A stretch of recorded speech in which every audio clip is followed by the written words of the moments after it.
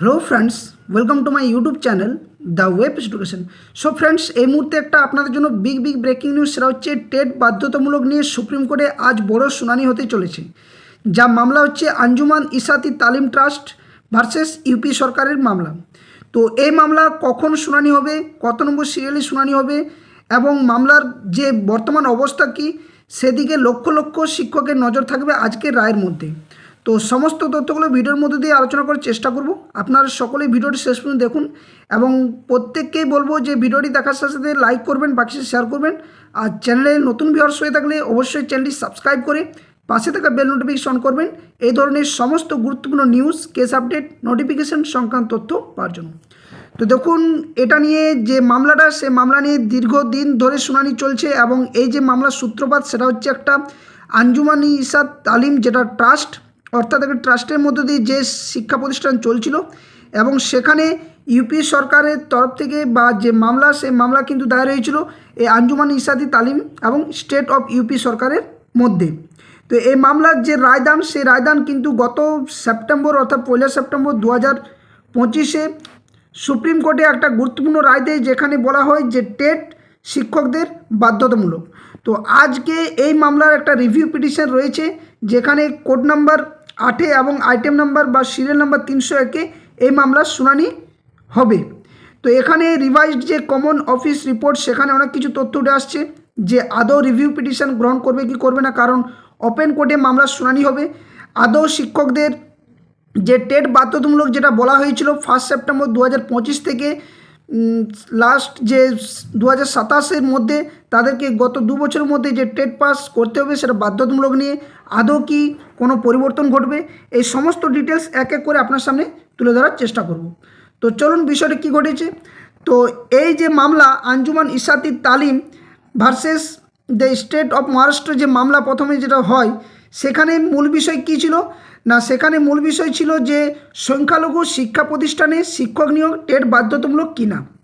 তো এই নিয়ে আদালত যে রায় দিয়েছিল সেটা হচ্ছে সংখ্যালঘু শিক্ষা প্রতিষ্ঠানে শিক্ষক নিয়োগের ক্ষেত্রে টেট অর্থাৎ যে টিচার্স এলিজিবিলিটি টেস্ট, সেটা গুরুত্বপূর্ণ মানদণ্ড।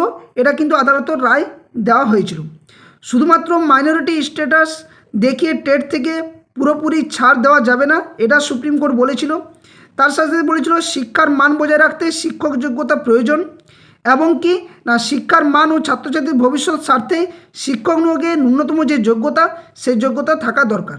তো এই নিয়ে অনেক সূত্রপাত হয়, যেখানে আরটি অ্যাক্ট থেকে শুরু করে বিভিন্ন তথ্যগুলো উঠে আসে। তো আদালতের পর্যবেক্ষণ কি বলা হয়েছিল, তো তার আগে ইন সার্ভিস টিচারদের নিয়ে এখানে কি বলা হয়েছে। তো ইন সার্ভিস টিচারদের নিয়ে এখানে নির্দেশ দেওয়া হয়েছে যে যারা আরটি অ্যাক্ট 2009 এর আগে নিয়োগপ্রাপ্ত এবং এখনও কর্মরত আছেন, তাদের হঠাৎ বরখাস্ত করা যাবে না। এটা কিন্তু ইন সার্ভিস টিচারদের সম্পর্কে নির্দেশ দেওয়া হয়। সাথে তাদের যুক্তিসঙ্গত সময় দিয়ে টেট উত্তীর্ণ করার সুযোগও দেওয়া হয়। অর্থাৎ এখানে দুটো বিষয় উঠে আসে। একটা হচ্ছে আরটি অ্যাক্ট 2009 অনুসারে নিয়োগপ্রাপ্ত যে সমস্ত শিক্ষক রয়েছেন কর্মরত, তাদের কিন্তু সরাসরি যে হঠাৎ করে বরখাস্ত সেটাও করা যাবে না এবং সাথে সাথে টেট উত্তীর্ণ করতে হবে। তাহলে কাদের টেট উত্তীর্ণ করতে হবে না, এটা নিয়ে সুপ্রিম কোর্ট একটা রায়দান দিয়েছিল যে যাদের চাকরির মেয়াদ 5 বছরের ঊর্ধ্বে, অর্থাৎ 5 বছর যদি একদিনও থাকে, সেই সমস্ত শিক্ষকদের কিন্তু টেট বাধ্যতামূলক। এরা কিন্তু অর্ডার কপিতে গত 2025 সালে 1 সেপ্টেম্বর রায়টি দেয়। এবং তারপর যাদের হয়তো 4 বছর কি 3 বছর এই সমস্ত যাদের চাকরি মেয়াদ রয়েছে, যে সমস্ত শিক্ষক শিক্ষিকাদের, তাদের কিন্তু টেট পাস না করলেও চলবে, অর্থাৎ তারা চাকরিতে বহাল থাকতে পারেন। তো আদালতের পর্যবেক্ষণ এখানে কি উঠে আসছে না, শিক্ষা একটি সাংবিধানিক অধিকার এখানেই বলা হচ্ছে। দ্বিতীয় বলা হচ্ছে সংখ্যালঘু প্রতিষ্ঠানের সংবিধানের 30-1 নম্বর যে অনুচ্ছেদ, সেখানে অধিকার রয়েছে, তবে সেই অধিকার যে পূরণ করতে গিয়ে যৌক্তিক নিয়ন্ত্রণের মধ্যে থাকতে হবে। 3 নম্বর কি বলা হয়েছিল না, শিক্ষার মান রক্ষা করা রাষ্ট্রের দায়িত্ব এবং টেট সেই মান রক্ষার একটি যুক্তিসঙ্গত উপায়। এবং 4 নম্বর বলা হয়েছিল যে হাইকোর্টের আগের কিছু রায়ও বিভিন্নতা থাকায় বিষয়টি বৃহত্তর সাংবিধানিক প্রশ্নের কিন্তু জন্ম দেয়। তো এখানে অনেক কিছু প্রভাব পড়ছে, যেখানে সমস্ত রাজ্য সংখ্যালঘু শিক্ষা প্রতিষ্ঠানকে যে টেট বাধ্যতামূলক সেই নীতির অধীনে আনতে হবে, শিক্ষার মানোন্নয়ন নিশ্চিত হতে হবে এবং ভবিষ্যতে শিক্ষক নিয়োগে স্বচ্ছতা এবং যোগ্যতার মান যাতে বজায় থাকে, সেই সমস্ত বিষয়গুলো উঠে আসে। তাহলে আজকের যে মামলা বা আজকের যে রায় সেখানে কেন রিভিউ পিটিশন গ্রহণ করা হয়েছে। তো দেখুন, বিষয়টা হচ্ছে বিভিন্ন রাজ্যের নিয়োগ ব্যবস্থার উপর প্রভাব নিয়ে, অর্থাৎ আগের রায়ে বিভিন্ন রাজ্যে শিক্ষক নিয়োগের বর্তমান প্রক্রিয়া এবং নিয়মের উপর সরাসরি প্রভাব পড়তে পারে বলে রিভিউ পিটিশনটা গ্রহণ করা হয়েছে।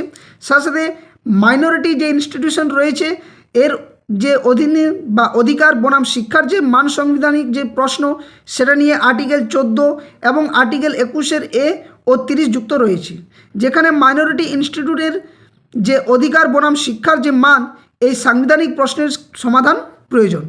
এবং 3 নম্বর যে বিষয়টা বলা হচ্ছে যে বহু শিক্ষক ও শিক্ষা প্রতিষ্ঠানের চাকরি ও নিয়োগের ঝুঁকিতে, অর্থাৎ যদি আগের রায় বহাল থাকে তাহলে বহু শিক্ষক টেট না থাকায় চাকরি হারাতে পারেন।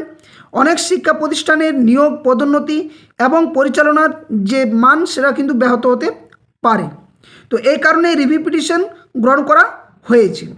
তো আজকের যে রায় সেখানে আজকের শুনানিতে কি কি হতে পারে বলে একটা মনে করা হচ্ছে। তো প্রথমত বলা হচ্ছে যে সুপ্রিম কোর্ট রিভিউ পিটিশন গ্রহণ করবে কি না। তো আজকের সবচেয়ে বড় প্রশ্ন হলো যে আগের রায়ে কোনো অ্যাপারেন্ট এরর আছে কি না, অর্থাৎ স্পষ্ট আইনি ভুল হয়েছে কি না, যেটা রায়দান দিয়েছিল সুপ্রিম কোর্ট গত সেপ্টেম্বরের 1 সেপ্টেম্বর 2025-এ। দ্বিতীয়ত, আদালত যদি মনে করে যে আগের রায়ে বড় সাংবিধানিক বা আইনি প্রশ্ন আছে অথবা পুনর্বিবেচনার প্রয়োজন আছে, তবে সেটা রিভিউ পিটিশন অ্যাডমিট হতে পারে। তো আগের রায় এখানে দ্বিতীয়ত বলা হচ্ছে যে আগের রায় স্থগিতাদেশ চাওয়া হতে পারে। তো উত্তরপ্রদেশ সরকার বা অন্যান্য পক্ষ বলতে পারে যে আগের রায় কার্যকর হলে বহু শিক্ষক প্রভাবিত হবে, মাইনরিটি ইনস্টিটিউটগুলোর প্রশাসনিক সমস্যা হবে, চলমান নিয়োগ আটকে যেতে পারে, তাই তারা আগের রায়ের উপর অন্তর্বর্তী যে স্থগিতাদেশ বা ইন্টারিম স্টে চাইতে পারে। 3 নম্বর যে বিষয়টি উঠে আসছে আজকের শুনানিতে সেটা হচ্ছে বড় বেঞ্চে পাঠানো হতে পারে, অর্থাৎ যেহেতু মামলাটি আর্টিকেল 30 অর্থাৎ minority rights versus rights to equality education এই সাংবিধানিক প্রশ্নের সঙ্গে যুক্ত, তাই আদালত চাইলে বিষয়টি 3 বিচারপতির বেঞ্চ অথবা কনস্টিটিউশন বেঞ্চে পাঠাতে পারে।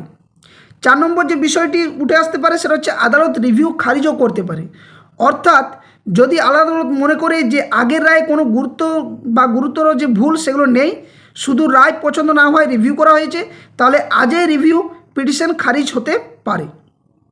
তো এখানে অনেক কিছু তথ্য উঠে আসছে।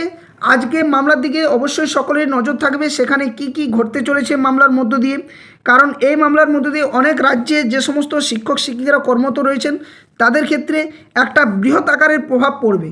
তো অবশ্যই আজকে 301 নম্বর যে সিরিয়ালে মামলাটি কোড নাম্বার 8-এ যে শুনানি হবে সেটার দিকে সকলেরই নজর থাকবে। এবং যেহেতু স্পেশাল বেঞ্চের শুনানি হয়েছে, অনারেবল জাস্টিস দীপঙ্কর দত্ত এবং অনারেবল মিস্টার জাস্টিস মনমোহন স্যারের ডিভিশন বেঞ্চে মামলার শুনানি হবে। তো দেখা যাক পরবর্তী আপডেটে অবশ্যই আপনার সামনে যথাসময়ে তুলে ধরার চেষ্টা করব। আর এই ধরনের ভিডিও তথ্য আপডেট যদি আপনারা পেতে চান, অবশ্যই ভিডিওর ডেসক্রিপশন বক্সে যে official Telegram channel link, official যে ফেসবুক পেজের লিঙ্ক দেওয়া রয়েছে সেখানে যুক্ত হয়ে যাবেন, ওখান থেকে যে কোনো আপডেট পেয়ে যাবেন। সাথে সাথে বলবো চ্যানেলটি সাবস্ক্রাইব করে পাশে থাকা বেল নোটিফিকেশন করবেন, যাতে করে সমস্ত নিউজ, কেস আপডেট, নোটিফিকেশন সংক্রান্ত তথ্য আপনার সামনে যথাসময়ে উপস্থাপন করতে পারি।